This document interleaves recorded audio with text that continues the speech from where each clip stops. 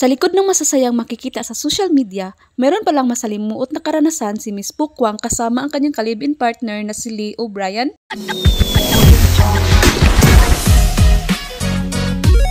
Hello mga kachika, kamusta kayo? Trending ngayon sa social media ang matapang na pag-amin ng komedyanteng si Pukwang ang mga masasakit na nararanasan nito sa dating ka-live-in partner na si Lee.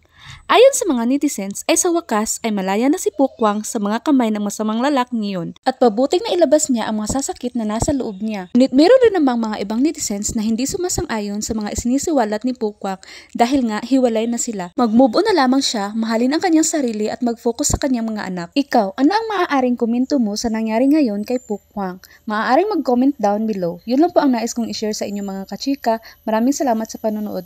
God bless and more power sa ating lahat.